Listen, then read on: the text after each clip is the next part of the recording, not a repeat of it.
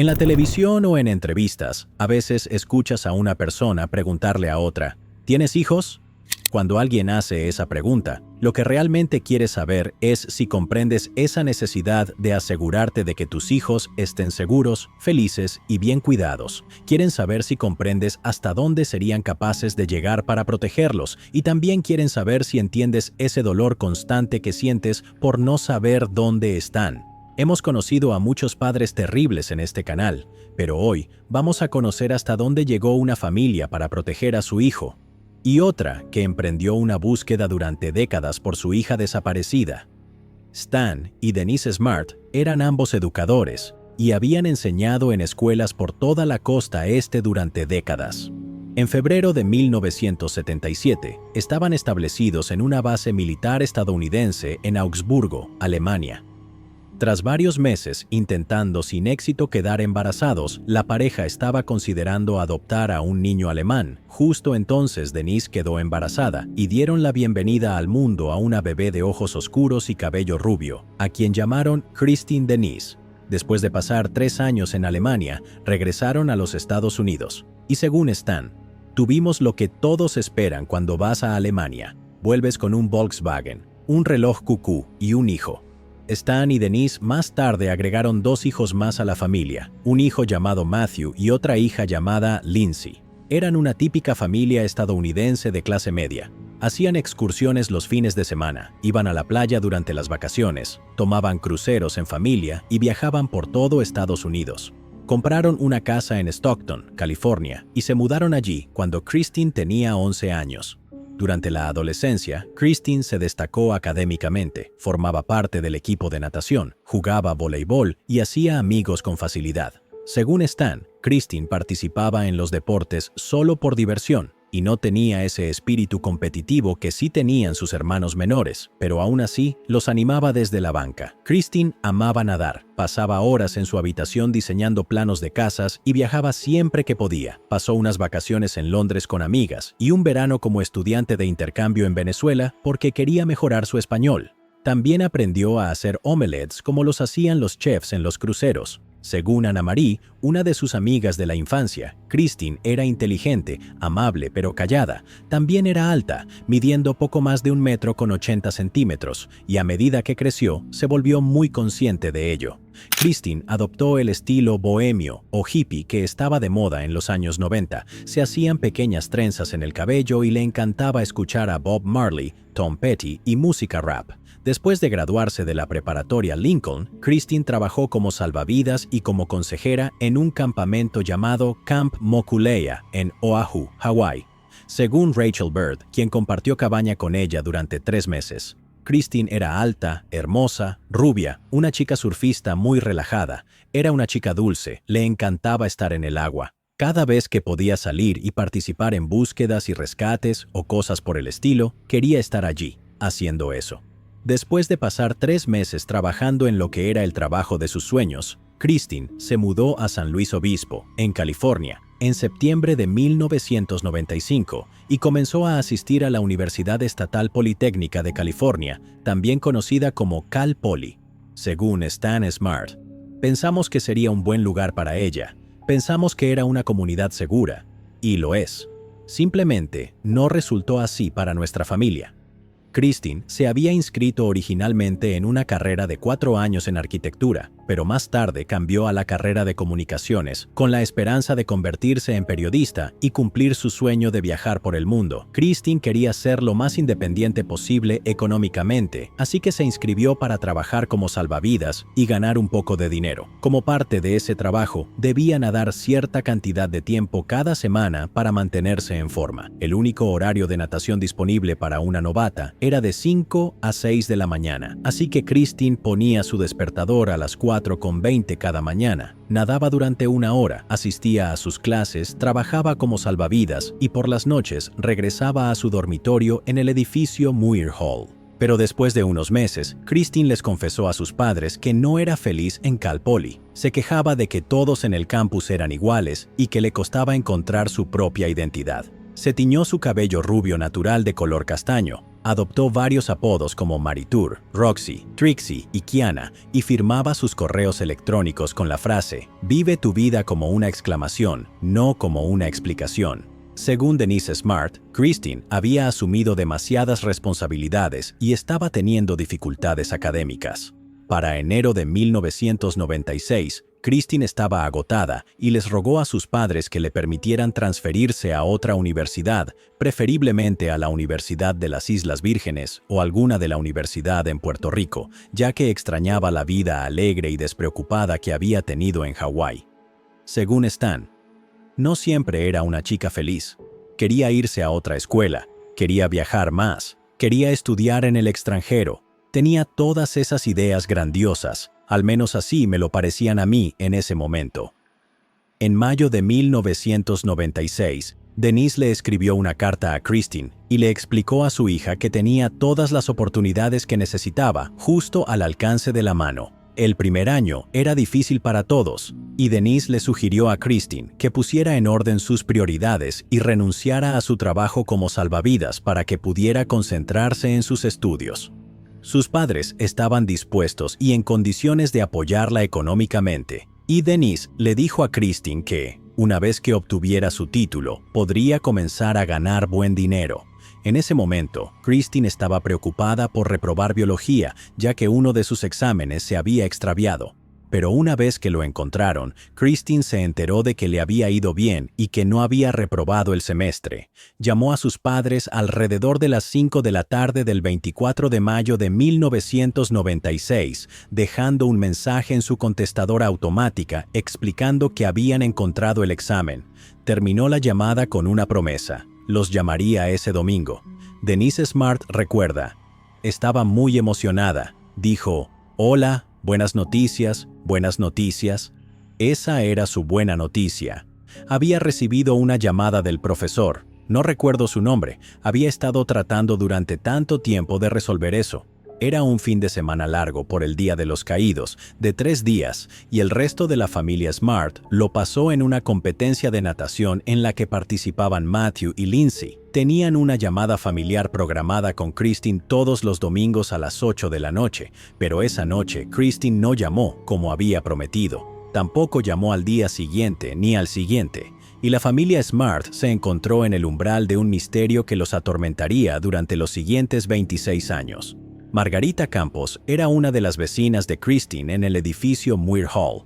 Estaba muy ocupada estudiando para un examen de biología cuando Christine entró a su habitación esa noche de viernes y le pidió prestado su reproductor de casetes. Christine usó el reproductor doble de Margarita para crear un mixtape para ella misma y logró convencer a Margarita de que salieran de fiesta esa noche. Margarita aceptó, ya que se unieron a otras 2 chicas que vivían en el mismo pasillo. Habían sido invitadas a una fiesta privada. Cuando salieron del edificio Muir esa noche a las 8:30, Christine vestía un top corto gris, un short tipo bermuda negro de la marca Roxy y unos tenis rojos de Puma. No llevaba nada más consigo y había perdido la llave de su habitación, por lo que dependía de Margarita para poder volver a entrar al edificio Muir. Las 4 chicas saludaron a un amigo suyo, quien las llevó en su camioneta a una fiesta en una casa. Según Margarita, al llegar cada una recibió una cerveza y luego se quedaron paradas viendo cómo un grupo de chicos jugaba videojuegos.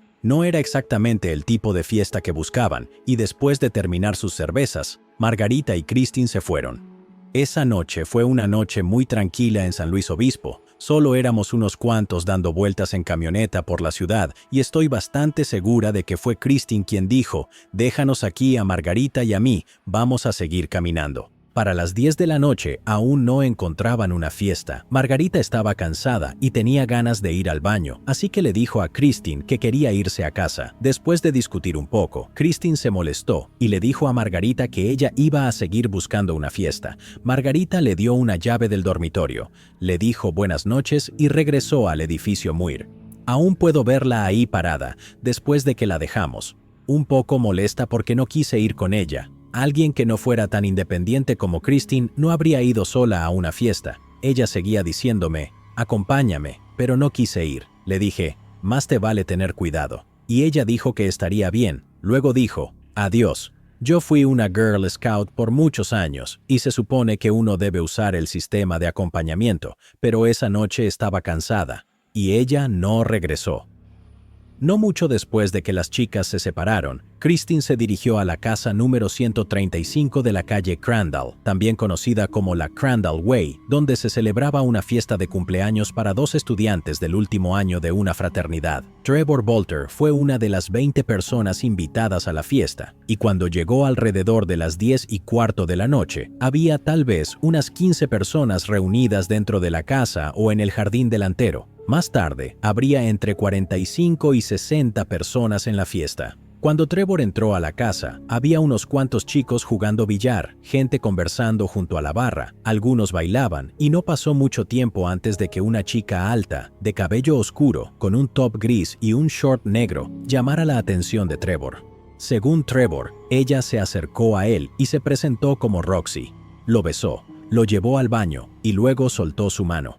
Le explicó que estaba enamorada de un jugador de baloncesto que también estaba en la fiesta, y Trevor se dio cuenta de que ella solo lo estaba usando para poner celoso al muchacho. Ella se retocó el maquillaje y le preguntó a Trevor si creía que era fea. Luego le preguntó a Trevor con cuál de los chicos creía él que debería quedarse, ¿el jugador de baloncesto o uno de los otros que vivían en la casa? Cuando Trevor le ofreció sus propios servicios, Roxy se rió de él y luego le pidió que se fuera porque necesitaba usar el baño. Trevor admite que se sintió decepcionado de que ella no estuviera interesada en él, pero cuando cerró la puerta del baño detrás de sí, un chico de cabello rubio y corto se le acercó y le exigió saber qué habían estado haciendo él y Roxy en el baño. Creyendo que ese chico podría ser el novio de Roxy, Trevor insistió en que no había pasado nada. El chico se echó a reír antes de decirle que le parecía que Roxy era muy atractiva, tranquilizando así a Trevor, quien pensó que el rubio solo era un idiota más. Un poco más de una hora después, Roxy volvió a acercarse a Trevor, pero esta vez parecía muy ebria. Aparentemente, había intentado coquetear con el jugador de baloncesto y él la había rechazado, y cuando intentó volver con Trevor, él también la apartó. Estaba demasiado cariñosa y coqueta. Cuando la fiesta terminó, alrededor de las 2 de la mañana del 25 de mayo de 1996, Roxy estaba tirada en el césped frente a la casa número 137 de la calle Crandall, dormida. Cheryl Anderson había sido abandonada por sus amigas y otro estudiante llamado Tim Davis se ofreció a acompañarla a su dormitorio. Cuando pasaron junto a Christine, quien dormía profundamente, Tim le dijo a Christine que tenía que irse. Ella se quejó de que tenía frío y Tim y Cheryl se ofrecieron a llevarla a casa. Christine no podía caminar por sí sola, así que Tim la sostuvo por el cuerpo para ayudarla a mantenerse de pie. Al salir del patio, un estudiante rubio llamado Paul Flores se les acercó y se ofreció a ayudar a cargar a Christine, ya que ella vivía en el edificio de dormitorios junto al suyo, a poco más de 1 kilómetro de distancia, en un grupo de edificios conocidos como los Ladrillos Rojos. Los 4 caminaron por las calles vacías y bien iluminadas hasta que Tim llegó al estacionamiento donde había dejado su auto. Cheryl y Paul le aseguraron que podían encargarse de Christine y siguieron caminando. Según Cheryl, Christine estaba temblando y Paul había movido su mano de tal forma que ahora la sostenía por el estómago desnudo, sin llegar a tocarla de forma inapropiada, pero lo suficiente para incomodar a Cheryl. Christine se detenía cada pocos pasos y Paul bromeaba diciendo que ellos deberían seguir sin Cheryl, que se las arreglarían. En lugar de eso, Cheryl esperó hasta que los dos la alcanzaron y luego continuó caminando. Cuando llegaron a los edificios de dormitorios de Cheryl, llamados los 3 edificios, ella le pidió a Paul que se asegurara de que Christine llegara a su habitación. Yo le dije, ¿la vas a acompañar hasta su habitación? ¿La vas a llevar de regreso a su habitación? Y él dijo que sí. Y yo le dije algo como, ¿seguro? Si tú no quieres hacerlo, yo lo haré. Yo la llevaré a su habitación. Saben, no quería tener que hacerlo, pero si él no quería, entonces lo iba a hacer yo. Paul prometió llevar a Christine a su cuarto, y luego, en tono de broma, le pidió a Cheryl un beso de despedida. Cheryl se negó, y entonces Paul le pidió un abrazo, mientras aún sostenía a Christine, que estaba completamente ida. Cheryl regresó rápidamente a su dormitorio, y Paul continuó cargando a Christine hasta llegar a la entrada del edificio Santa Lucía. Luego observó cómo Christine caminaba sola los últimos 40 metros cuesta arriba, subía un pequeño tramo de escaleras y entraba a Muir Hall antes de darse la vuelta y dirigirse a su propio cuarto dentro del edificio Santa Lucía. Christine se suponía que pasaría la noche en el cuarto de Margarita, ya que su compañera de cuarto estaba visitando a unas amigas, pero nunca lo hizo. Margarita explica que esperó todo el sábado a que Christine fuera a verla, pero se dijo a sí misma que probablemente estaba con otras amigas. Cuando Crystal Calvin, la compañera de cuarto de Christine, regresó esa tarde, encontró que la cama de Christine estaba llena de su maquillaje y otras pertenencias. Cuando Christine no pasó la noche en su cuarto, Crystal se preocupó y comenzó a preguntarles a otros residentes de Muir Hall si habían visto a Christine. Cuando Christine no se presentó a clases el lunes, Margarita, Crystal y varias otras chicas se reunieron en el cuarto de Jennifer Fitz y escucharon mientras Jennifer llamaba a la policía del campus para reportar que Christine estaba desaparecida. La policía de Cal Poly le dijo a Jennifer que probablemente Christine seguía de vacaciones, así que Jennifer llamó al departamento de policía de San Luis Obispo. Ellos le dijeron que tenía que reportar la desaparición de Christine directamente con la policía del campus. Cuando llamaron de nuevo al departamento de policía de Cal Poly para decir que nadie había visto a Christine desde el viernes y que estaban cada vez más preocupadas, uno de los oficiales aceptó llamar a la familia Smart para ver si sabían dónde estaba su hija. Denise respondió el teléfono y le dijo a la policía de Cal Poly que no había sabido nada de su hija desde el viernes. En lugar de registrar un informe de persona desaparecida, el oficial de Cal Poly anotó que probablemente Christine estaba acampando con amigas. Según Margarita, recuerdo que les dijimos, lleva más de 24 horas desaparecida. ¿Por qué están esperando más tiempo? Simplemente no reaccionaron lo suficientemente rápido, dejaron que el tiempo pasara. Toda la evidencia que probablemente era vital, ahí es donde creo que las cosas salieron mal. La policía de Cal Poly presentó un informe de persona desaparecida el martes 28 de mayo de 1996 y comenzó a investigar la desaparición de Christine. Crystal le dijo a la policía de Cal Poly que todas las pertenencias de Christine seguían en su cuarto: su ropa, su identificación, su dinero, sus tarjetas y su bolso rojo de maquillaje. Al día siguiente, Trevor Bolter estaba visitando a unos amigos en la fraternidad Kappa Chi cuando uno de ellos le preguntó si recordaba a Roxy de la fiesta del viernes por la noche. Le dijeron que la policía había estado haciendo preguntas y que pidieron que cualquier persona que hubiera tenido contacto con ella se presentara. También enviaron cuestionarios y pidieron a los estudiantes que creían saber algo sobre lo que había pasado con Christine que completaran los formularios y los entregaran. La policía de Cal Poly logró localizar a Cheryl Anderson, Tim Davis y Paul Flores y entrevistaron a los tres el 30 de mayo de 1996, 5 días después de la última vez que se vio a Christine. En apariencia, todos contaron una historia similar. Tim Davis, un estudiante de último año, explicó que antes de esa noche nunca había conocido a Christine.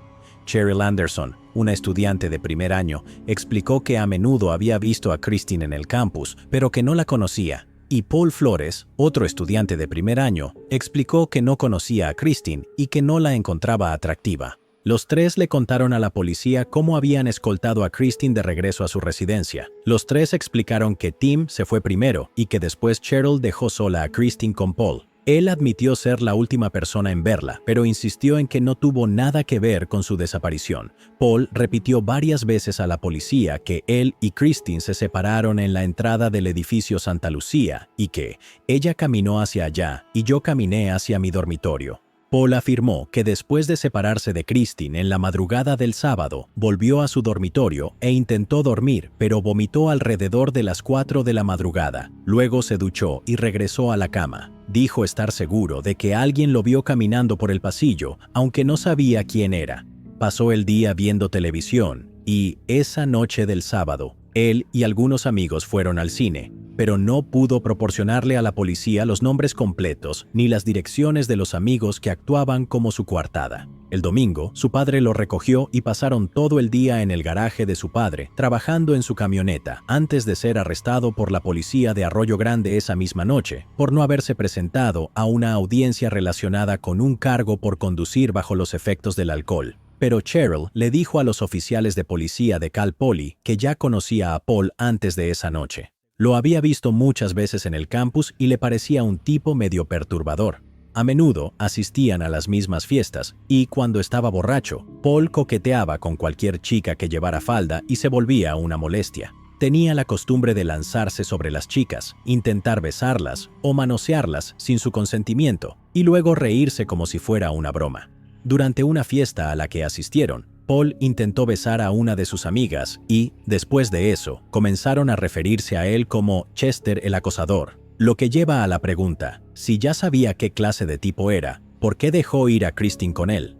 Tim Davis le dijo a la policía que había visto a Paul, es decir, Chester, rondando a Christine la noche de la fiesta. En un momento, escuchó un estruendo y vio que Christine estaba tirada en el suelo del pasillo y Paul estaba encima de ella, intentando besarla. No sabía si ella se había caído o si Paul la había empujado, pero coincidía con otros testimonios de testigos que explicaban que Paul había estado rondando a Christine durante toda la noche. Trevor Bolter también fue interrogado y les contó a los policías sobre sus interacciones con Christine esa noche. Les explicó cómo un tipo rubio lo había confrontado después de que dejó a Christine en el baño y le exigió saber qué habían estado haciendo. Cuando le mostraron una foto de Paul, Trevor lo identificó como el tipo rubio. Una estudiante de intercambio australiana reportó que iba camino a su casa en bicicleta cuando vio a un hombre y a una chica alta discutiendo frente a su edificio, el Sequoia Hall, que está junto al Santa Lucia Hall. Los detectives de Cal Poly entrevistaron a uno de los amigos de Paul y este les contó que el sábado por la noche, Paul tenía un ojo morado, varios rasguños en la parte trasera de las manos y raspaduras en las rodillas. Cuando le preguntaron si otros muchachos lo habían derribado en la fiesta por haber sido inapropiado con sus novias, Paul dijo que no recordaba cómo se había hecho esas heridas, simplemente se despertó con ellas. Cuando los detectives de Cal Poly llamaron a Paul para interrogarlo el 31 de mayo, él les dijo que se había golpeado el ojo jugando básquetbol con sus amigos el lunes. Pero cuando lo interrogaron nuevamente el 19 de junio, le informaron que había personas que testificaban que él ya tenía el ojo morado desde el sábado. Él lo negó y les dijo a los detectives que se había golpeado el ojo al cambiar el estéreo de su camioneta a las 2 de la madrugada del domingo, no por la tarde como había afirmado inicialmente. Cuando los detectives lo enfrentaron con la mentira, Paul explicó: "En realidad no es una mentira, es una mentirita. Algo tan pequeño que probablemente podría llamarse una mentira blanca". De nuevo, contó su versión de los hechos de esa noche e insistió en que no tenía nada que ver con la desaparición de Christine. Sus gestos se volvieron más notorios mientras iba y venía entre diferentes versiones de lo que había pasado esa noche. Dos detectives directamente le dijeron que no creían su historia y lo amenazaron con hacerle una prueba de polígrafo. Pero Paul se encogió de hombros y dijo que podían pensar lo que quisieran, pero que él se tenía que ir. Le había prometido a su madre que la ayudaría a limpiar unos escombros de concreto en su patio esa tarde a las 4, y ya era tarde. Y a pesar de numerosos testimonios de testigos, a pesar del testimonio de Cheryl, a pesar de que Paul fue la última persona vista con Christine, a pesar de su ojo morado, a pesar de su coartada no verificable y a pesar de que Christine seguía desaparecida, la policía de Cal Poly inicialmente reportó que la joven de 19 años Christine era una chica con moral relajada que no estaba feliz en Cal Poly y reaparecería luego. El 31 de mayo, su informe decía lo siguiente: la víctima asiste a una fiesta y no regresa a casa después. No contacta a amigos ni a la familia y falta a la escuela. Durante el curso de mi investigación, he hablado con muchas personas que han estado asociadas con Smart. Todas me han contado historias que coinciden entre sí. Las historias incluyen la siguiente información. Smart no tiene amigos cercanos en Cal Poly. Smart parecía estar bajo la influencia del alcohol la noche del viernes. Smart estaba hablando y socializando con varios hombres diferentes en la fiesta. Smart vive su vida a su manera, sin conformarse con el comportamiento típico de los adolescentes. Estas observaciones de ninguna manera implican que su comportamiento haya causado su desaparición, pero brindan una imagen de su conducta en la noche de su desaparición. A finales de junio, etiquetaron a Christine como una adulta desaparecida bajo circunstancias inusuales y decidieron entregar el caso a la oficina del sheriff. Convencidos de que la policía estaba tomando en serio la búsqueda de su hija, la familia Smart hizo todo lo posible para encontrar a Christine. Denise contactó a todo el mundo que se le ocurrió, incluida la oficina del sheriff y el FBI, y acampó junto al teléfono. Stan viajaba a San Luis Obispo cada fin de semana y buscaba en vertederos, tuberías de alcantarillado, senderos de montaña y casas abandonadas cualquier signo de su hija desaparecida. Denise habló con todos los reporteros, periodistas, detectives privados y psíquicos dispuestos a ayudarlos a buscar a Christine. Mantenían un cuaderno junto al teléfono en la habitación de Christine y registraban cada pista y cada dato que llegaba a su camino. Incluso contrataron a un adiestrador de perros de rastreo cuyo trabajo era seguir todas las pistas que los Smart recibían.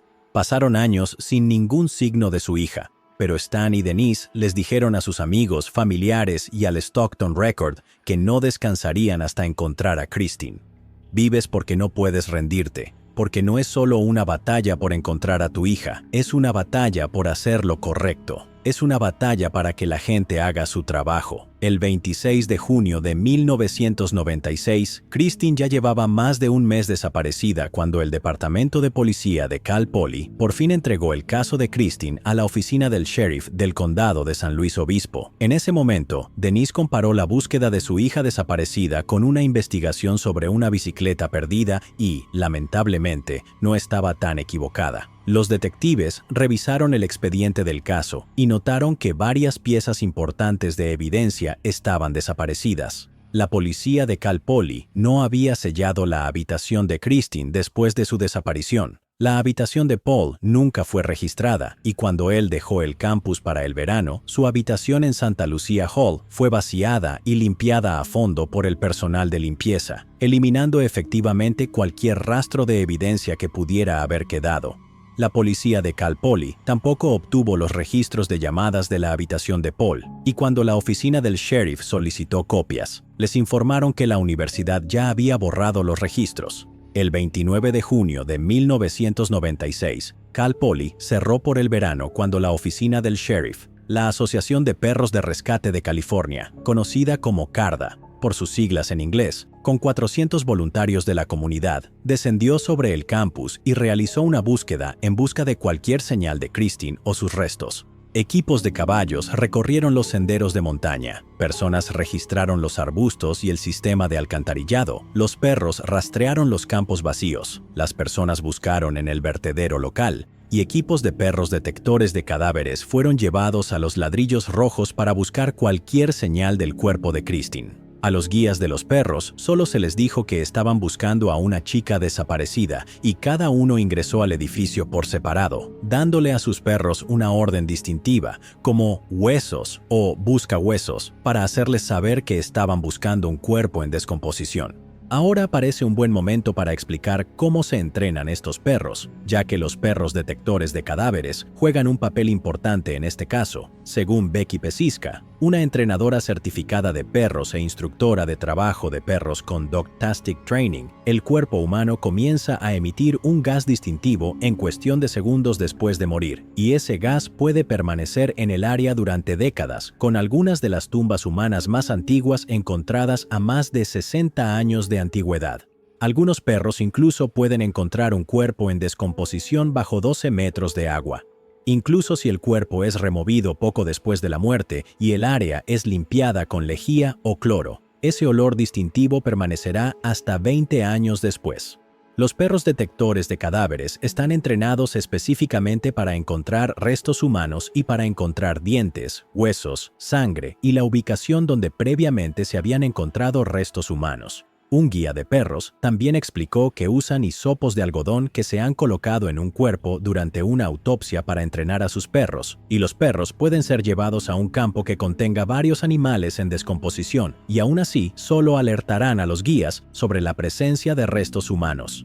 El día de la búsqueda, 4 perros detectores fueron guiados por los pasillos del Muir Hall y lo despejaron. Repitieron este proceso en el Sequoia Hall y en Santa Lucia Hall. Wayne Barons fue el primero en entrar al edificio y llevó a Sierra, una labradora retriever, por cada pasillo. En el primer piso, Sierra dio la vuelta cuando pasaron frente a la habitación 128 y luego se sentó para hacerle saber a Wayne que había detectado el olor de un cuerpo en descomposición. Continuaron buscando en el resto del edificio y luego se fueron. Media hora más tarde, Adele Morris y una Border Collie llamada Shara fueron guiadas hacia el interior. Ellas también empezaron en el primer piso y poco después de pasar por la habitación 128, Shara alertó a Adele de que había detectado el olor de un cuerpo descompuesto. Adele llevó dentro a otro Border Collie llamado Cirque y también alertó sobre la habitación 128. Llamaron a los detectives al lugar. La puerta fue abierta y uno por uno, los perros fueron guiados hacia el interior. La habitación estaba vacía y 2 camas vacías estaban colocadas en lados opuestos del cuarto. Cada perro se dirigió directamente hacia la cama del lado izquierdo de la habitación, deteniéndose al pie de la cama y alertando a su guía de que, alguna vez, alguien había muerto al pie de esa cama. Los detectives de la oficina del sheriff revisaron sus registros y confirmaron que 2 estudiantes, Derek Say y Paul Flores, Chester el acosador, solían vivir en la habitación 128 de Santa Lucia Hall. Interrogaron a Derek el 12 de julio de 1996 y él les dijo a los detectives que no había estado en el campus durante el fin de semana del Día de los Caídos. Paul estaba solo. Derek también explicó que Paul le había dicho que había escoltado a Christine hasta la entrada principal del Muir Hall. Cuando Derek, en broma, le preguntó a Paul qué había hecho con Christine, Paul bromeó y dijo, «Está en mi casa almorzando con mi mamá», en un tono de broma como diciendo, «Sí, me la ligué», lo cual llevó a los agentes del sheriff a tramitar una orden para registrar la casa de la familia Flores. El 22 de julio de 1996, los detectives del departamento del sheriff llegaron a la casa de Rubén Flores en White Court, en Arroyo Grande, a unos 30 kilómetros al sur de San Luis Obispo. Según un portavoz, su objetivo era encontrar cualquier cosa que pudiera vincular a Paul con Christine, por lo que se centraron únicamente en la casa. No llevaron perros detectores de cadáveres, no llevaron un equipo forense y no tocaron ninguno de los vehículos en la propiedad, que incluían una camioneta blanca de Rubén y una Ford Ranger verde de Paul. Durante su búsqueda, encontraron una antigua porra policial que pertenecía a Rubén Flores y la confiscaron. También hallaron 3 recortes de periódicos sobre la desaparición de Christine Smart dentro de la casa. Uno estaba en la cocina, otro debajo de la cama de Paul Flores y otro más debajo del colchón de Rubén Flores. Ninguno de los objetos fue considerado como prueba suficiente para demostrar que Paul estuviera involucrado en la desaparición de Christine, y los detectives se quedaron sin pistas viables que seguir. Paul fue llevado ante un gran jurado en octubre de 1996, pero se determinó que no había pruebas suficientes para acusarlo de nada. A finales de octubre de 1996, una mujer llamada Mary Lassiter llamó a la oficina del sheriff de San Luis Obispo y le dijo al oficial de turno que tenía una posible pista en el caso de Christine Smart. Ella y su familia se habían mudado a una casa en la calle Branch, en Arroyo Grande, el 1 de octubre de 1996. La casa era propiedad de Susan Flores y, después de mudarse, comenzaron a recibir varias postales amenazantes por correo. Todas las postales urgían al lector a convencer a su hijo de decir la verdad a la policía y ayudar a la familia Smart a encontrar el cuerpo de Christine.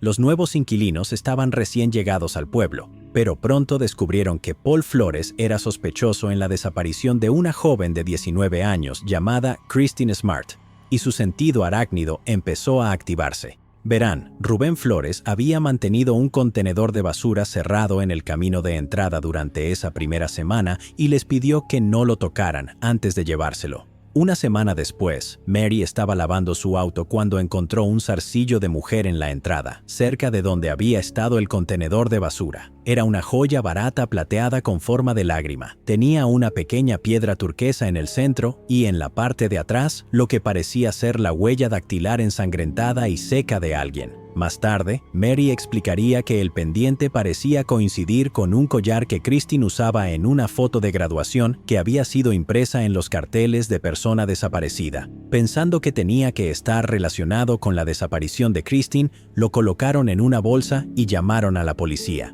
Un detective corpulento fue a verlos y les hizo preguntas sobre el zarcillo. Le entregaron el zarcillo y Mary explicó que, además del pendiente y las postales amenazantes, había algo más que el detective debía saber. Cada mañana, a las 4:20, Mary escuchaba el pitido constante de una alarma de reloj. Ella logró rastrear el sonido hasta una jardinera construida recientemente en el patio trasero, pero como todo el patio estaba cubierto de concreto, no había podido localizar el reloj. Excavaron la jardinera, pero solo lograron cavar 15 centímetros antes de encontrar otra capa de concreto. Le mostraron la jardinera al detective, pero él simplemente asintió, tomó el zarcillo y se fue. Nunca volvieron a saber de él. Mientras tanto, Paul Flores había abandonado la universidad e intentó alistarse en la Marina. Los Smart hicieron que su abogado, John Murphy, presentara una demanda civil por muerte injusta contra Paul, en un intento por mantenerlo en el país, y su solicitud para entrar en la Marina fue rechazada. Como parte de la demanda civil, el bufete de abogados de John Murphy tuvo permiso para citar testigos y lanzar su propia investigación sobre la desaparición de Christine Smart.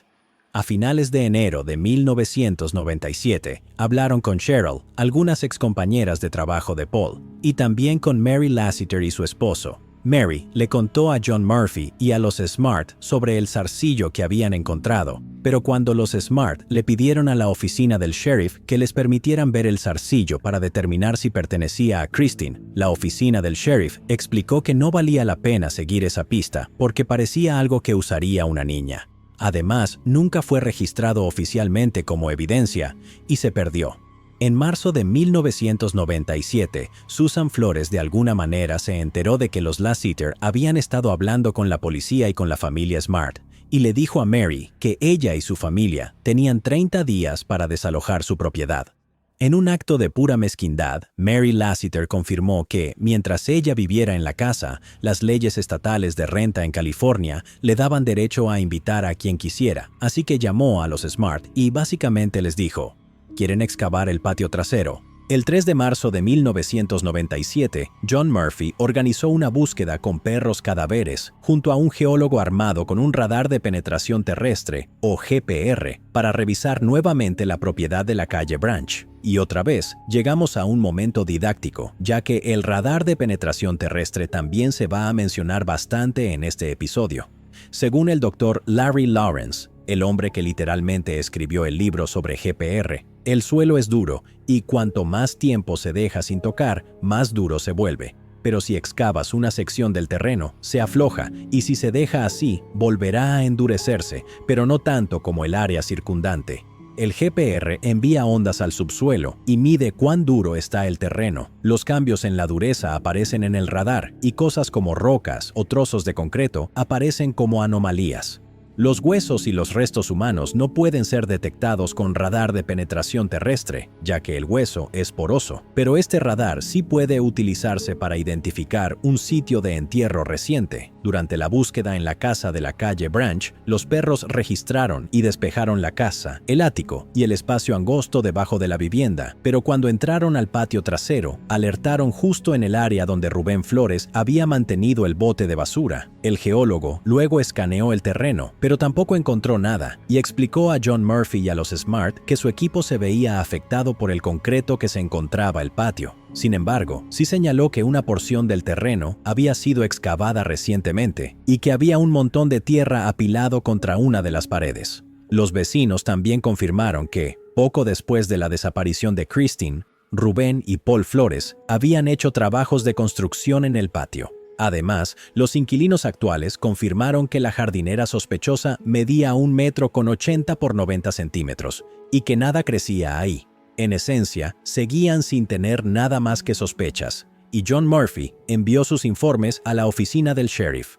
El 23 de mayo de 1997, casi un año después de la desaparición de Christine, el sheriff Ed Williams le dijo al periódico Telegram Tribune de San Luis Obispo que necesitamos que Paul Flores nos diga qué le pasó a Christine Smart. El hecho es que tenemos detectives muy calificados que han realizado más de 100 entrevistas y todo apunta al señor Flores. No hay otros sospechosos. Así que, a menos que tengamos algo de parte del señor Flores, no veo cómo podamos cerrar este caso. Y Paul Flores siguió el consejo del sheriff. El 19 de noviembre de 1997, Paul, Rubén y Susan Flores se presentaron a las declaraciones juradas que había organizado John Murphy. Rubén y Susan respondieron todas las preguntas que se les hicieron, pero cada vez que le hacían una pregunta a Paul, él respondía: «Siguiendo el consejo de mi abogado, me niego a responder esa pregunta con base en la Quinta Enmienda de la Constitución de los Estados Unidos». Pasaría poco más de un año antes de que la oficina del fiscal hiciera otro intento serio de investigar la desaparición de Christine y llamaron al FBI para pedir asistencia. En enero de 1999, el FBI volvió a entrevistar a Paul, a su padre Rubén y a varios testigos, y junto con la oficina del sheriff comenzaron a revisar el expediente del caso de Christine desde el principio. Durante la investigación, encontraron el informe que John Murphy había presentado, y a las 8 de la mañana del 19 de junio del año 2000 entregaron a Susan Flores una orden de cateo que decía que existe causa razonable para creer que el cuerpo de Christine Smart estaba enterrado en el patio trasero de la casa de Susan Flores en la calle Branch. Básicamente tenían permiso para hacer lo que quisieran ese día y llevaron sus propios dispositivos de radar de penetración terrestre para escanear el terreno. El garaje se había construido justo donde estaban antes los contenedores de basura y estaba lleno de cajas y basura. Cuando el experto en radar intentó escanear el área, notó que el suelo había sido reforzado con varillas de hierro y eso arruinó por completo el funcionamiento de su equipo. No encontraron señales de una tumba en el patio trasero y esa misma tarde el detective decidió que no iban a excavar. Después, se sugeriría que no querían hacerse responsables de arreglar el patio otra vez. Cuando se fueron de la casa de la calle Branch a las 5 de la tarde de ese mismo día, la orden de cateo expiró y la oficina del sheriff nunca más podría registrar esa propiedad. El 25 de mayo del 2002, Christine fue declarada legalmente muerta y los Smart comenzaron a recaudar fondos para colocar 2 vallas publicitarias que ayudaran a mantener viva la conciencia sobre su desaparición. Una de las vallas fue colocada frente a la oficina legal de John Murphy y el otro justo bajando por la carretera desde la casa de Susan Flores en la calle Branch. Cuando las colocaron, en abril del 2014, Denise Smart le dijo a los periodistas: «Queremos mantener viva la memoria de Christine. Las vallas son la única forma en la que podemos recordarle a la gente que aún está desaparecida después de 8 años. Es el único regalo que podemos darle, asegurarnos de que no sea olvidada». En 2011, Ian Parkinson fue elegido como el nuevo sheriff del Departamento del Sheriff del Condado de San Luis Obispo, y desde el principio solicitó permiso para nombrar detectives que se encargaran exclusivamente de investigar casos sin resolver, incluyendo el de Christine. El detective Clint Cole fue asignado como investigador principal del caso de Christine Smart alrededor del año 2016 y asumió la inmensa tarea de revisar miles de informes y familiarizarse a fondo con el caso. Más tarde explicó que, desde que el sheriff Parkinson asumió el cargo en 2011, se han emitido por lo menos 18 nuevas órdenes de cateo, se han registrado 8 lugares nuevos, se encontraron 140 nuevas piezas de evidencia y se entrevistaron a 91 testigos nuevos. Y aún así, seguían sin estar más cerca de descubrir qué le había pasado a Christine Smart. El 9 de mayo del 2018, Chris Lambert, un cantante y compositor, publicó su más reciente álbum, La Constante Educación de Christopher Lambert, y en una charla organizada en febrero del 2020, bromeó diciendo: «Me desperté a la mañana siguiente, como muchos creativos lo hacen, sintiéndome vacío e inútil y como si jamás fuera a crear algo bueno otra vez». Chris explicó que encendió su computadora, cayó en el hoyo sin fondo de Wikipedia y pasó el día explorando lo que fuera que se le viniera a la mente. Había crecido en Orcutt, California, a solo 30 kilómetros al sur de Arroyo Grande, y tenía 8 años cuando Christine Smart desapareció. Durante 14 años había pasado en auto frente a la valla publicitaria de Christine Smart, y ese día sintió curiosidad por saber si alguna vez la habían encontrado. Citándolo: Lo que no sabía era que había una persona de interés desde el primer día de la investigación.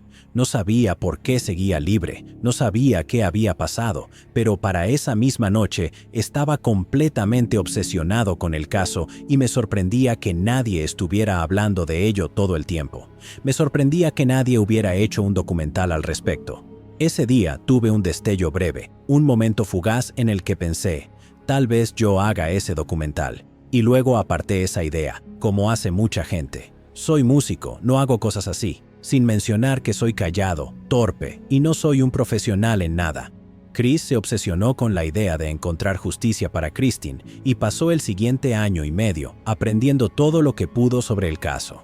Una amiga le dijo que había ido a la secundaria con Paul y se ofreció a presentarle a personas que le brindaron información sobre quién era Paul Flores. Le dieron acceso a recursos que le permitieron realmente hundirse en la historia de Christine.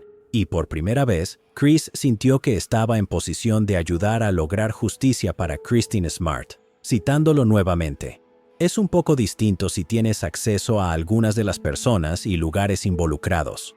Es diferente cuando alguien desaparece en tu propio patio trasero.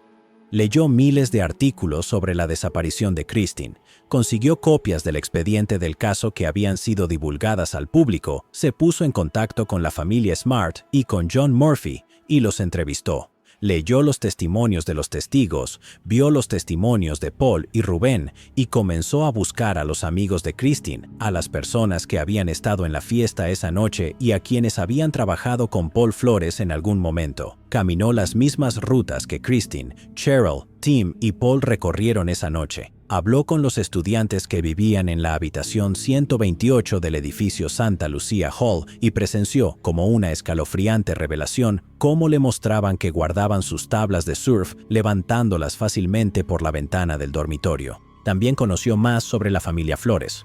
Supo que Rubén Flores había estado en la Marina y que tras ser dado de baja con honores en 1963, trabajó como oficial auxiliar de policía en la ciudad de Redondo durante algunos años. En el momento de la desaparición de Christine, Rubén trabajaba como técnico telefónico, o GTE, y recorría toda la zona de Arroyo Grande reparando teléfonos públicos y recolectando el dinero.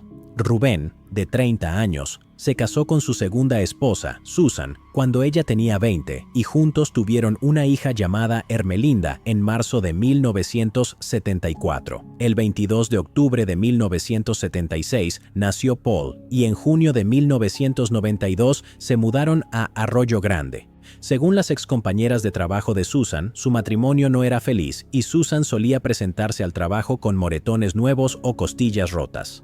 Cuando le preguntaban al respecto, ella se encogía de hombros y decía que se había caído, que se había golpeado con una puerta o que se tropezó con una banca del porche. Supuestamente, comenzó una relación con uno de sus compañeros de trabajo, Mike McConville, y más tarde, Susan presentó una solicitud de divorcio. Ella y Rubén se divorciaron oficialmente en abril de 1996, pero la noche en que Christine desapareció, Susan estaba pasando la noche en la casa de Rubén y volvería a mudarse allí durante algunos meses después de alquilar la casa de la calle Branch a los Lassiter.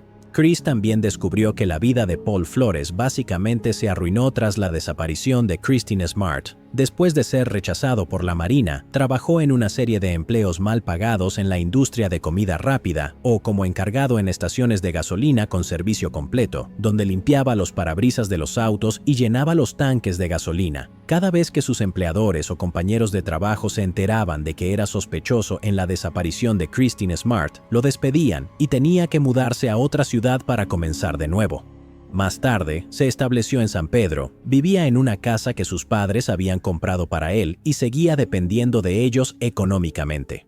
Muchos de sus vecinos pensaban que solo era un tipo callado, pero notaban que personas extrañas tomaban fotos de su casa, le dejaban mensajes amenazantes y que los periodistas solían pasar por allí a hacer preguntas sobre él. Chris también se entera de que, después de que el sheriff Ed Williams señalara públicamente a Paul Flores como sospechoso en la desaparición de Christine Smart, tanto Susan como Rubén fueron acosados por los medios durante más de 2 décadas como si fueran cómplices o encubridores ante los ojos de los simpatizantes de la familia Smart. Protestaban frente a sus casas, les tomaban fotos, hacían vigilias con velas en honor a Christine en su propio jardín. Y por supuesto, colocaron una valla con la cara de Christine justo al lado de la casa de Susan. Aunque tanto Ermelinda como Paul hicieron lo posible por escapar del escrutinio de la comunidad, Susan y Rubén eligieron quedarse en Arroyo Grande. Según Chris, sus vidas han sido cualquier cosa menos tranquilas ahí. Con una población de poco más de 15,000 personas, la mayoría en el pueblo sabe quiénes son, dónde viven y de qué se les ha acusado. Si tienes más de 70 años, tu familiar más cercano vive a más de 320 kilómetros de distancia y los vecinos de tu barrio te observan constantemente con sospecha. ¿Por qué no mudarte a otro lugar? A cualquier otro lugar. Solo puedo pensar en dos explicaciones razonables. La primera es que aman Arroyo Grande. Me refiero a que lo aman de verdad, o bien tienen miedo de irse porque están protegiendo algo. El 30 de septiembre del 2019, Chris publicó el primer episodio de su nuevo podcast, titulado Your Own Backyard, tu propio patio trasero. El primer episodio, Un rostro en una valla publicitaria, se publicó el 7 de octubre y fue seguido por El único sospechoso. Cada semana se lanzó un nuevo episodio. Su propio patio trasero, hijo de Susan, La P., y el sexto y último episodio fue publicado el 11 de noviembre bajo el título Activo y en curso. En estos episodios, Chris arroja luz sobre un lado de la personalidad de Paul que pocas personas conocían. Paul Flores empezó a asistir a la escuela católica St. James en Torrance, California, en 1982. Jugó fútbol para la Organización Juvenil Americana de Fútbol del Oeste de Torrance y, según sus antiguos compañeros de equipo, tenía problemas de ira y solía pinchar los balones con objetos filosos y provocar peleas con otros niños. Susan en ese tiempo tenía una guardería que operaba desde su casa y, según una madre, los otros padres la llamaron una tarde con pánico, diciéndole que Paul, de 11 años, había intentado ahogar a su hija en la piscina.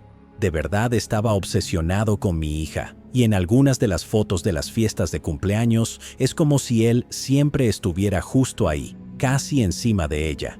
Y no creo que ella siquiera se diera cuenta, porque no le prestaba atención, siempre lo evitaba. Todos los niños estaban en la piscina, y Paul también, y él trataba de llamar su atención, pero ella seguía yéndose al otro lado de la piscina para alejarse de él. Aparentemente eso lo molestó. La empujó bajo el agua y luego se puso encima de ella y no la dejaba salir. Todos los niños empezaron a gritarle que la soltara, que la dejara salir, y él no lo hacía. Estaba muy enojado. Mi hija recuerda que alguien llegó y lo sacó de la piscina y dijo, no recuerdo si fue Susan o si fue otro adulto que estaba allí.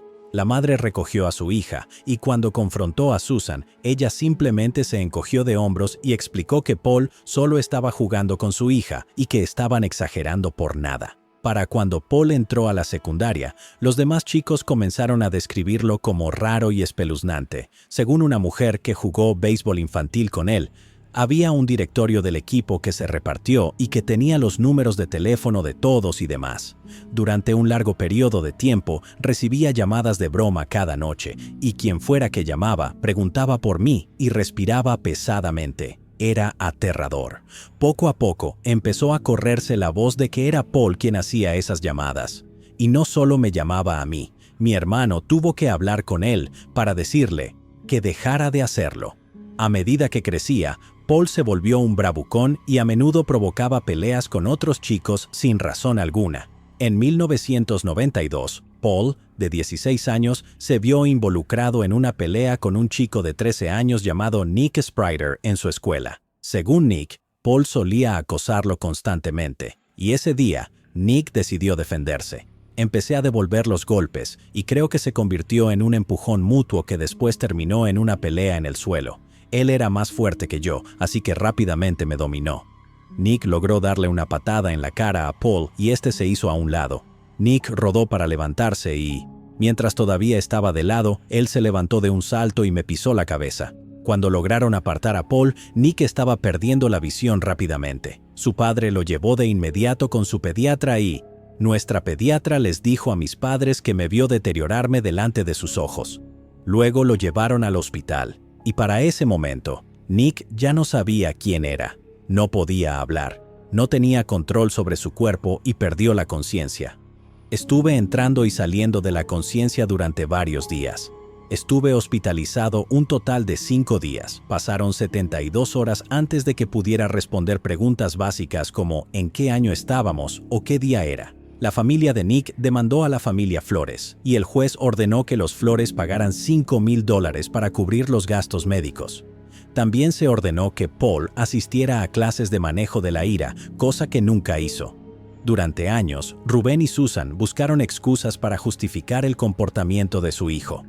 En 1997, le dijeron a John Murphy que Nick y otros dos habían sido quienes acosaban a Paul, insistiendo en que él había sido la verdadera víctima. Sea como sea, la familia Flores se mudó a Arroyo Grande y compró la casa en White Court en junio de 1992. Paul se inscribió en la escuela secundaria de Arroyo Grande y en 1993 Susan le compró una camioneta nueva, una Ford Era verde tornasol. Esa camioneta era su orgullo y la usó para acumular varias infracciones de tránsito por exceso de velocidad, seguir a otros vehículos muy de cerca, conducción temeraria y alteración del orden público. Paul, en su adolescencia, no era poco atractivo. Tenía la piel clara, cabello rubio, ojos azules y comenzó a desarrollar músculo cuando se unió al equipo de fútbol americano. Era ruidoso y fanfarrón, y su tartamudez solo se notaba cuando estaba nervioso o inseguro de sí mismo. Pero tenía dificultades para hacer amigos, y los otros adolescentes lo apodaban Paul el espeluznante, Paul el aterrador y Paul el psicópata. Chris habló con algunas mujeres que habían ido a la escuela con Paul y ellas contaron que él solía acosar a las chicas, dejándoles flores en la puerta de sus casas o llamando por teléfono a sus hogares, respirando pesadamente antes de colgar el auricular. Todas le dijeron a Chris una variación de la frase «siempre estaba mirando» o «siempre se quedaba ahí parado observando». Paul nunca era invitado a las fiestas y aún así siempre se aparecía listo para divertirse. Se emborrachaba y luego coqueteaba agresivamente con las chicas en la fiesta. Cuando lo rechazaban o lo ignoraban, se molestaba y las agredía, y a menudo terminaba peleando con más de un novio furioso. Una chica relató que, después de que ella le dijo que no estaba interesada, Paul la llamó bloqueadora de pitos antes de levantarla y lanzarla contra el suelo. Se le fue el aire del cuerpo con el golpe.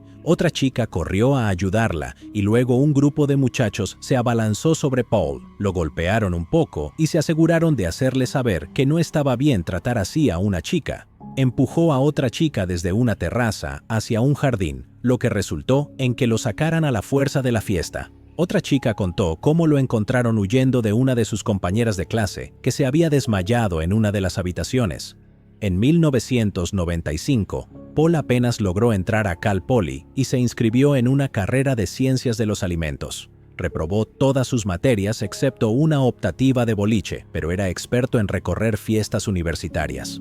Otra mujer, a la que llamaremos Lisa, contactó a Chris más adelante y le dijo que estaba convencida de que Paul Flores había drogado a su amiga, citando: «En algún momento de marzo o abril de 1996, yo iba al colegio comunitario de Hancock y mi novio en ese entonces jugaba fútbol americano en Cal Poly, así que solía ir seguido a fiestas en San Luis con él y sus compañeros de equipo. En una de esas fiestas, Lisa hizo amistad con estudiantes de Cal Poly que ya había visto en otras ocasiones. Llamémosla Katie. Lisa y Katie estuvieron juntas durante la fiesta, pero en algún momento Lisa le perdió la pista. Una hora después, escuchó a un chico rubio gritar desde el baño: «¡Alguien venga y ayude a esta chica!». Lisa se acercó y vio que Katie estaba tirada en el suelo del baño. Estaba pálida y echando espuma por la boca. No tenía puestos los pantalones, su ropa interior estaba bajada hasta las piernas, se había hecho encima y vomitaba en el suelo del baño. Lisa empujó al chico rubio fuera del baño y comenzó a ayudar a Katie a limpiarse. Mientras le daba un baño con agua fría para tratar de despertarla, el rubio volvió a entrar al baño. Lisa le gritó que se fuera y él alegó que había regresado solo para sacar la basura. Tenía una marcada tartamudez mientras explicaba que era amigo de Katie y que solo quería ayudar. Lisa volvió a gritarle que se fuera, así que él tomó el bote de basura y se fue. Lisa envolvió a Katie en una toalla y una de sus amigas la acompañó de regreso a casa. Cuando Lisa les preguntó a las demás chicas de la fiesta si alguna reconocía al chico rubio, todas le dijeron que no tenían idea de quién era. solo se había aparecido sin invitación. No fue sino hasta que lo vi en uno de los noticieros, tartamudeando, y vi su cara. Ahí fue cuando supe que él era la persona que estaba en el baño con ella al principio, y también el mismo que regresó para sacar la basura. Fui a la universidad y a todas esas fiestas y pienso, ningún chico se preocupa por sacar la basura del baño en una fiesta. Lisa, Chris y algunos excompañeros de trabajo de Paul sospechan que Paul había usado gotas para los ojos para drogar a mujeres en Cal Poly y más adelante en su vida. Según la Academia Estadounidense de Oftalmología, las gotas para los ojos suelen contener un químico conocido como tetrahidrosolina o THZ. Cuando se ingiere, puede causar somnolencia, respiración lenta, ritmo cardíaco lento e incluso coma. De acuerdo con un estudio de caso publicado en Science Direct en septiembre del 2012, si mezclas unas gotas de THZ con alcohol y lo bebes, puedes parecer completamente ebrio. Y según el sitio web del sistema de salud Mount Sinai, una cantidad excesiva puede causar vómitos intensos, diarrea, debilidad muscular, temperatura corporal baja, convulsiones, coma e incluso la muerte. Peor aún, Chris entrevistó a varias mujeres que lo contactaron y le contaron que entre 1998 y 2018, Paul Flores las había drogado, las había llevado a su casa y luego las había agredido sexualmente. Una de estas mujeres, que había entrado voluntariamente a su casa, fue drogada después de pedirle un vaso de agua. Luego despertó con Paul metiéndole una mordaza roja en la boca y agrediéndola repetidamente mientras ella entraba y salía de la conciencia. También afirma que al salir de su casa a la mañana siguiente, le gritó con enojo: "Cuando una chica dice no, es no". Cuando Chris les preguntó si creían que Paul Flores era capaz de cometer un asesinato, todas respondieron sin dudarlo: sí. Chris Lambert había planeado originalmente que su podcast, Your Own Backyard, tuviera solo 6 episodios. Pero para cuando lanzó el tercero, ya había sido inundado con correos electrónicos, pistas y datos no solo sobre la desaparición de Christine Smart, sino también sobre el pasado de Paul Flores, lo que lo llevó a publicar 4 episodios más a lo largo de los 2 años siguientes. Durante el año y medio en que investigó la historia de Christine, Chris hizo amistad con varios residentes tanto de Arroyo Grande como de San Pedro, donde Paul vivía en ese momento, y ellos le enviaban actualizaciones constantes sobre los movimientos de Rubén, Susan y Paul Flores. Chris se comunicó con la oficina del sheriff del condado de San Luis Obispo en octubre del 2019 para preguntar si podía entrevistarlos para el podcast. En una postdata, añadió que alguien cercano a Susan Flores le había dicho que no solo estaban convencidos de que Rubén y Susan habían ayudado a Paul a deshacerse del cuerpo de Christine, sino que Susan estaba obsesionada con su podcast. Aparentemente, le gustaba merodear por los distintos grupos de Facebook que se habían creado en apoyo a la familia Smart, con el fin de vigilar lo que la gente decía sobre su precioso hijito. Chris le dijo a la oficina del sheriff que, si querían usar el podcast para tentar a Susan o a la familia Flores a salir a la luz, él estaría más que feliz de colaborar. Chris recibió un correo electrónico del sheriff Parkinson para informarle que considerarían su propuesta, pero después no volvió a saber nada, hasta que lo contactaron para decirle que habían convocado una reunión de planificación con la oficina del fiscal del distrito al día siguiente, donde discutieron posibles estrategias para lograr que la familia Flores hablara nuevamente del caso, lo que incluía escuchar el podcast ellos mismos. Se recibieron varias pistas poco después de que Chris publicara los primeros episodios de Your Own Backyard, y algunas de esas pistas hacían referencia a las 2 camionetas que la familia Flores tenía cuando Christine Smart desapareció, la Ford Ranger verde de Paul y la Nissan blanca de Rubén Flores. Chris había descubierto que, poco después de la desaparición de Christine, Rubén le dijo a un amigo que le había comprado a Paul un nuevo revestimiento para la caja de su camioneta como regalo de cumpleaños. Chris teorizó que, si transportaron el cuerpo de Christine en la parte trasera de la camioneta de Paul, era posible que su sangre o ADN hubieran quedado en el revestimiento, lo que llevó a Rubén a deshacerse de él. Y dado que el cumpleaños de Paul es en octubre, La historia de Rubén de que compró ese regalo en junio resulta bastante sospechosa. En 1997, John Murphy también había considerado esto sospechoso, pero cuando le preguntó a Rubén en noviembre de ese año qué había pasado con las camionetas, Rubén le explicó que habían vendido la Ford de Paul y que su Nissan había sido robada. Rubén también afirmó que el estéreo que Paul había quitado de su camioneta el domingo por la noche, después de la desaparición de Christine, también había sido robado. Chris básicamente dijo que eso era pura mentira. Las camionetas nunca habían sido registradas y con la ayuda del FBI, el departamento del sheriff logró rastrearlas y examinarlas en busca de cualquier evidencia. Desafortunadamente, no encontraron nada. En diciembre del 2019, la oficina del sheriff obtuvo permiso para intervenir los teléfonos de 4 miembros de la familia Flores: Rubén, Susan, Paul y Ermelinda. La orden solo les permitía monitorear a la familia durante 30 días, así que en enero del 2020, un detective se comunicó con el exesposo de Ermelinda, Brett, y le pidió que hablara con la policía. Brett llamó a Ermelinda, quien llamó a Susan, quien luego llamó a Paul. Después, el detective Cole fue a ver a Ermelinda y le entregó una carta como parte de una oferta de inmunidad.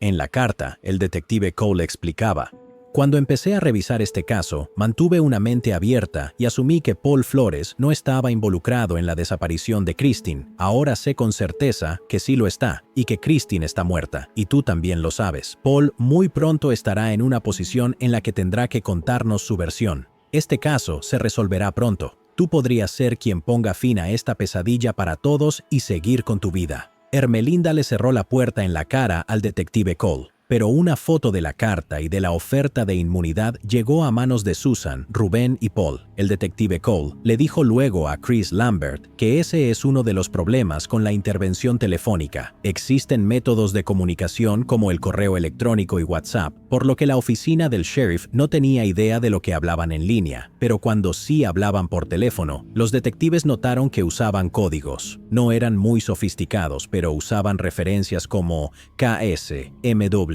y ya sabes quién. Pero al final, la oficina del sheriff había logrado su objetivo. La familia Flores estaba hablando entre sí sobre el caso y un cierto podcast estaba convenciendo tanto a Rubén como a Susan de que el tiempo se estaba agotando.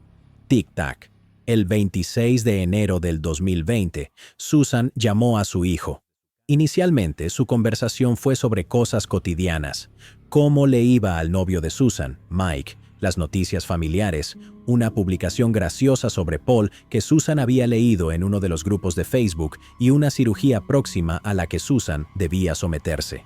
Luego, Susan abordó asuntos más urgentes. La familia Flores había estado en contacto con sus abogados y Susan necesitaba que Paul llamara a su abogado y aclarara su historia. También le pidió que enviara los detalles de sus pólizas y su información bancaria para que, en caso de que lo arrestaran, pudiera asegurarse de que sus asuntos estuvieran en orden. Luego le dijo que ella y Rubén habían logrado apartar algo de dinero para pagar su defensa legal si fuera necesario, antes de explicarle que preferiría usar ese dinero para ella misma en lugar de gastarlo en un esfuerzo por mantener a Paul fuera de prisión. Irritado, Paul le preguntó si necesitaba algo más y Susan le dijo que sí. Citando: "Lo otro que necesito que hagas es empezar a escuchar el podcast. Necesito que escuches todo lo que dicen para que podamos encontrar fallos donde sea posible. Tal vez no podamos, pero tú eres el que me puede decir". Según el detective Cole, eso le da a Paul el conocimiento de lo que ocurrió. ¿Por qué más querrían encontrar fallos en él, a menos que Paul realmente supiera lo que le pasó a Christine?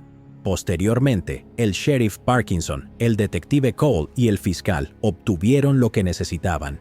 El 5 de febrero del 2020, la gente en toda la costa este se despertó con la noticia de que la casa de Rubén, la casa de Susan, la casa de Paul y la casa de Ermelinda habían sido allanadas. La policía incautó todos sus dispositivos electrónicos, sus teléfonos celulares, computadoras portátiles y computadoras, alegando que era posible que contuvieran evidencia que no existía en 1996.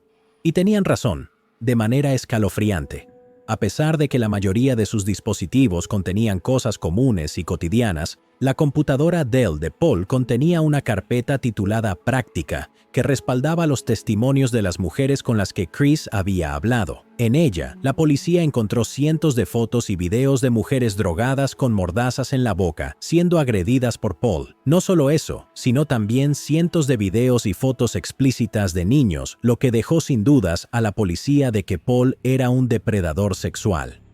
A lo largo del año siguiente, la oficina del sheriff del condado de San Luis Obispo, la oficina del fiscal del distrito y Chris Lambert comenzaron a juntar lo que pudieron para construir un caso procesable contra Paul Flores.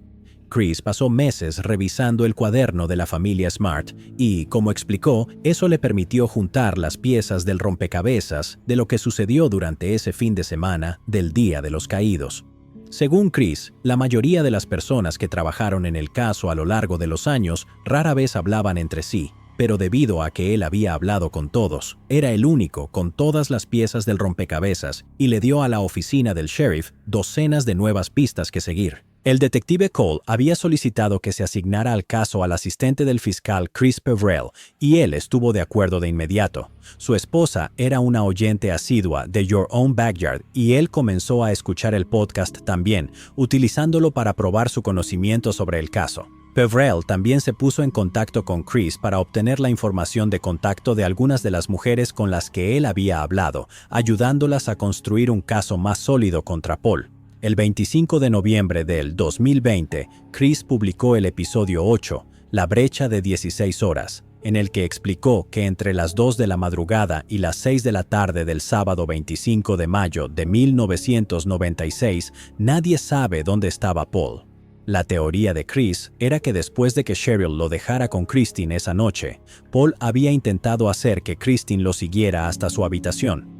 Ella trató de defenderse, ya que la estudiante australiana de intercambio los había pasado en su bicicleta y los vio luchando. Se sabe por el testimonio de Tim y Cheryl que Christine apenas podía caminar, y Paul logró arrastrarla hasta su habitación en la planta baja del Santa Lucia Hall. Chris especula que Paul había intentado agredir sexualmente a Christine, pero terminó matándola en su lugar. Se ha sugerido que le tapó la boca para evitar que gritara, pero que las drogas hicieron que ella comenzara a vomitar durante el ataque y se asfixió. Desesperado, Paul la dejó allí y corrió a la casa de su hermana Ermelinda, cubierto con el vómito de Christine. Ella llamó a Rubén y Rubén corrió a Cal Poly para ayudar a Paul. Esto se sabe porque Susan se quejó con una colega suya de que Rubén salió corriendo de la casa esa mañana y no le dijo a dónde iba. Temprano esa mañana, una mujer vio a 2 personas corriendo hacia un carro rojo sospechoso estacionado fuera de la entrada al Parque Cuesta en San Luis Obispo. Su descripción coincide con el Chevrolet convertible rojo que Ermelinda manejaba en ese momento, y se ha teorizado que tiraron algo de evidencia en el parque. Más tarde, los grupos de búsqueda buscaron en el parque, pero no encontraron nada. Mientras tanto, Paul ayudó a Rubén a envolver el cuerpo de Christine en las sábanas de su cama, y luego la pasaron a través de la ventana de la habitación antes de ponerla en la parte trasera del auto de Paul. Luego, Rubén condujo de regreso a Arroyo Grande, donde escondió el cuerpo de Christine mientras Paul se quedó atrás. Se dio una ducha, limpió su habitación, retiró dinero de un cajero automático y compró boletos para una película esa noche, creando una coartada. Esa mañana del domingo, llamó a Rubén desde su habitación y salió del campus con una bolsa que Rubén afirma contenía ropa. Supuestamente, pasó la mayor parte del día trabajando en su camioneta y esa noche fue arrestado por la policía de Arroyo Grande por violar su libertad condicional después de no presentarse a una cita por el cargo de conducción bajo los efectos del alcohol y perdió su licencia de conducir. La foto que le tomaron esa noche es el único registro de su ojo morado. Rubén pagó su fianza esa noche y el lunes Susan comentó sobre su ojo morado y Paul le dijo que no sabía de dónde lo había obtenido, mientras Rubén decía que lo había recibido al quitar el estéreo de su auto, una historia que luego mantuvieron. Chris especula que fue Rubén y no Christine quien golpeó a Paul como castigo por matar a Christine. Chris también supone que Susan no supo lo que Paul había hecho hasta al menos un mes después.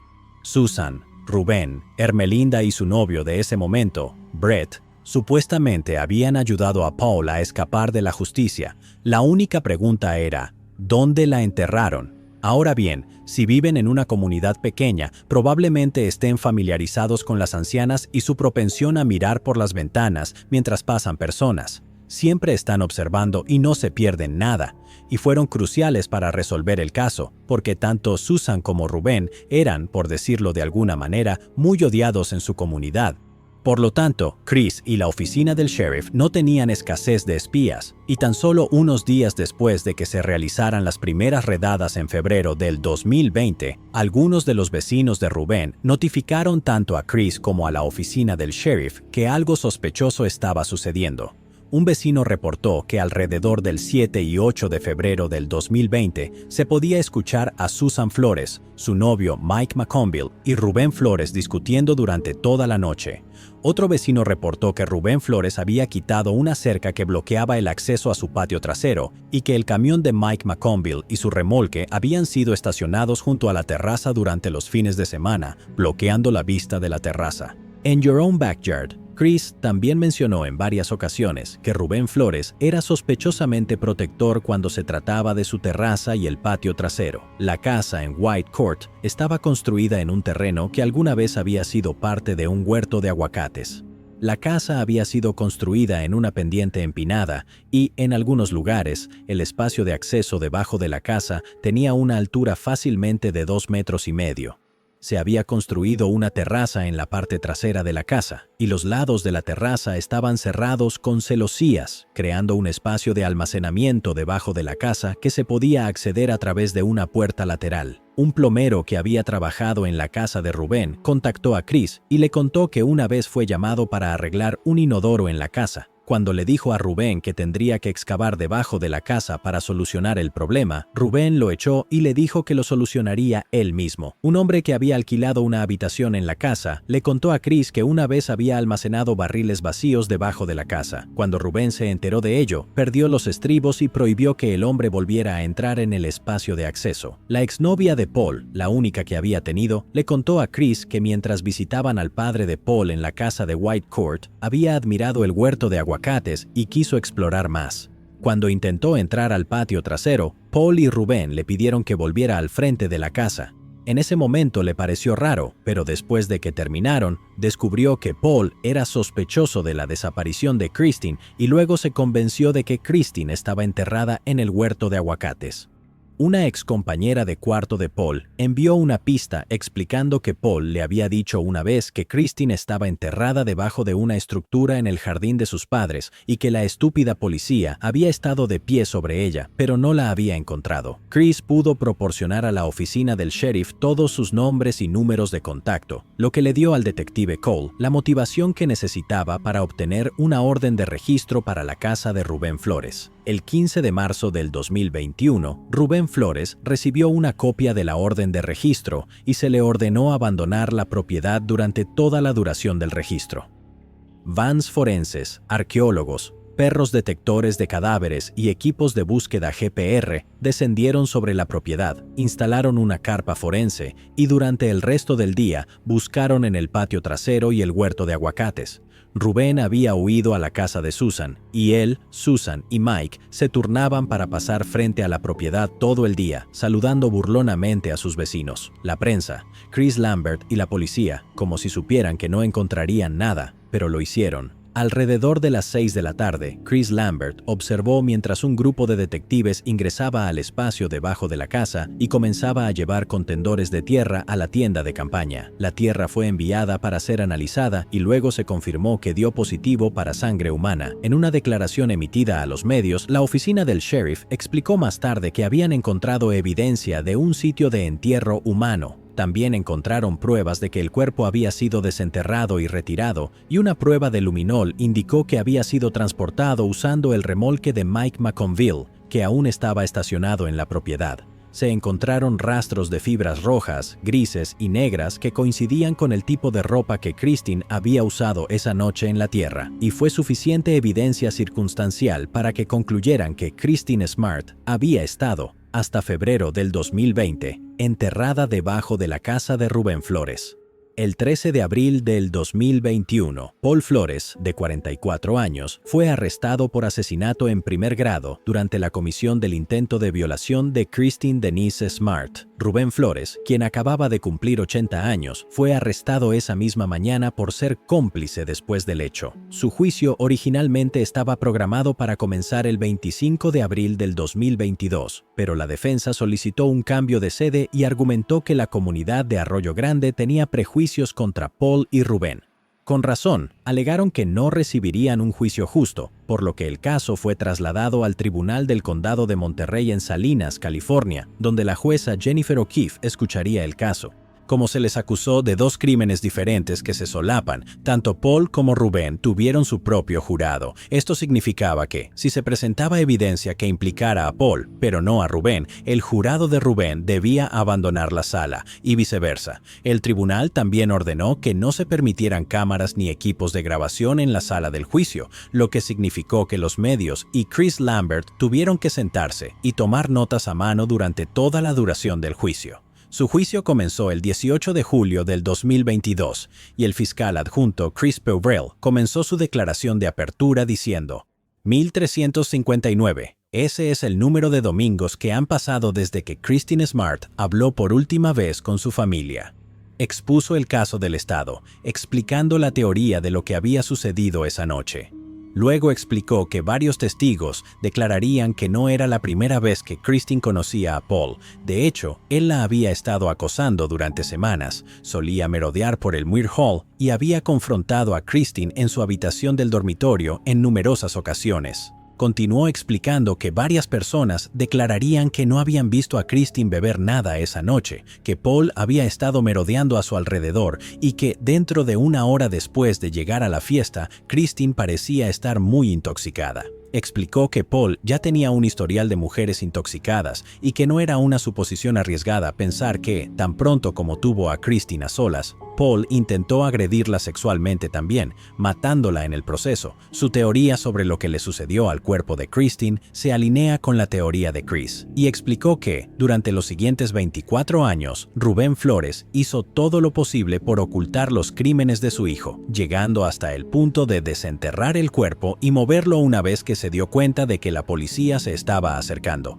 Y que cuando Rubén, Susan y Mike estaban proporcionando su ADN para una prueba en el año 2021, Rubén le preguntó al detective Cole: ¿por qué están tomando su ADN? Ellos no cometieron un delito grave, solo yo lo hice. El abogado defensor de Paul, Robert Sanger, le explicó al tribunal que nadie sabía qué le había pasado a Christine Smart y que la oficina del sheriff no tenía ninguna evidencia para explicar lo que le había sucedido, citando: el hecho es que hay mucha más o menos evidencia. Sanger continuó explicando que Christine no había sido el rayo de sol dulce que la familia Smart y los medios hacían ver.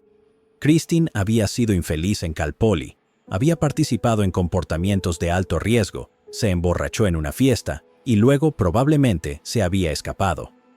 La vida sexual de Paul no tenía nada que ver con su desaparición. Luego argumentó que todo el caso contra Paul era una gigantesca teoría conspirativa y que la oficina del fiscal, la oficina del sheriff, los Smart, los podcasters y toda la comunidad de Arroyo Grande estaban en su contra. La supuesta evidencia que tenían consistía en nada más que ciencia basura. El abogado defensor de Rubén, Harold Messick, le dijo al tribunal que durante casi 26 años, Rubén Flores había sido aterrorizado por la familia Smart, los medios y su comunidad. Detectives de policía, perros rastreadores y psíquicos habían revisado cada rincón de su casa y su jardín y no habían podido encontrar ni una pizca de evidencia que demostrara que él tuviera algo que ver con la desaparición de Christine. Messick invitó al jurado a tomar nota de la evidencia que la fiscalía tenía para probar que Rubén era, de hecho, culpable y que, al final, si tienen un cuaderno vacío, les pido que dicten un veredicto de no culpable. Durante las siguientes 10 semanas, el tribunal escuchó los testimonios de los testigos de Cal Poly, los amigos de Christine, los encargados de los perros que habían registrado la habitación de Paul y los expertos que habían realizado una búsqueda en el jardín de Rubén.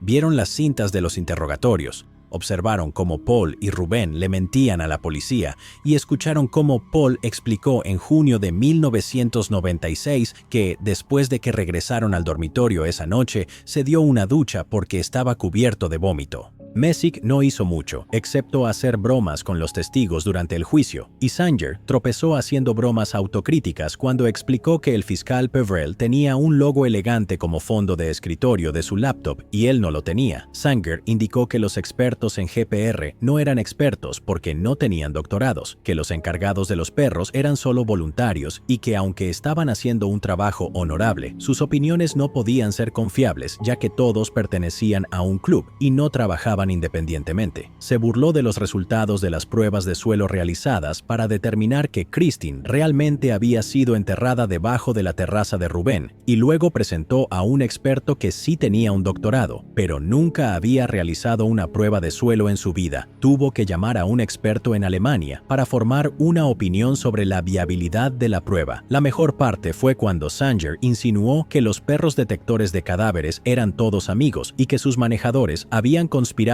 para indicar la presencia de un cuerpo en descomposición en la habitación de Paul, y que como el detective Cole y Peverell usaron corbatas moradas en honor a Christine, era una prueba de que ellos y el podcast formaban parte de la conspiración destinada a destruir la reputación de Paul Flores. Chris, la fiscalía, el jurado y el público pensaron que Sanger era un idiota, pero los medios de comunicación aclamaron a Peverell como un héroe. Más tarde, Sanger admitió ante Chris Lambert que había seguido los tweets en vivo de Chris sobre el caso y había leído los comentarios sobre el caso, e hizo todo lo posible por responder a las preguntas del público cada vez que llamaba a un testigo para que testificara. En su alegato final, Sanger una vez más argumentó que el caso era una gigantesca teoría conspirativa y luego culpó a Christine por lo que le había sucedido esa noche. Explicó que, si ella no hubiera tenido la costumbre de subirse a los autos con chicos, si no se hubiera emborrachado y si no se hubiera vestido como lo hizo, no habría sido el blanco esa noche. Christine no hizo nada malo al querer salir esa noche, no hizo nada malo al usar un top corto y shorts negros, no hizo nada malo al querer disfrutar de la fiesta. Fue Paul quien hizo mal al acecharla, drogarla, forzarse sobre ella, arrastrarla a su habitación y luego matarla. El 18 de octubre del 2022, ambos jurados regresaron con sus veredictos. Rubén Flores fue encontrado no culpable y quedó libre. Sin embargo, Paul fue encontrado culpable de asesinato en primer grado y fue condenado a cadena perpetua con posibilidad condicional después de 25 años. El 18 de octubre del 2023, Chris lanzó un episodio titulado Más cerca del cierre, una conversación con la familia Smart, en el que explica que nada había resultado como esperaba. Esperaba publicar 6 episodios y terminar con el caso de Christine Smart, pero en su lugar pudo lograr su objetivo de encontrar justicia para Christine. Chris parece ser demasiado humilde para admitirlo, pero el asistente de la fiscalía Chris Peverell, el detective Clint Cole, el sheriff Ian Parkinson y la familia Smart han dicho que, si no hubiera sido por Chris Lambert, Paul no estaría en prisión hoy. Los Smart explicaron que su victoria sobre la familia Flores resultaba agridulce. Aunque están felices de que Paul ya no pueda hacerle daño a nadie más, todavía no saben dónde terminó el cuerpo de Christine, pero insisten en que no se rendirán hasta encontrar a Christine. Su único deseo es que sus hijos no tengan que seguir cargando con el peso de la pérdida de su hermana una vez que ellos se vayan. Hasta entonces, piden que si alguien en el área de Arroyo Grande llegó a ver a dónde condujeron Rubén, Susan o Mike McConville durante el fin de semana del 2088 7 y 8 de febrero del 2020, por favor se comuniquen con la oficina del sheriff del condado de San Luis Obispo y los ayuden a dar descanso a Christine. Llegados aquí, ¿acaso no has visto este otro crimen? Yo no me lo perdería, ¿eh?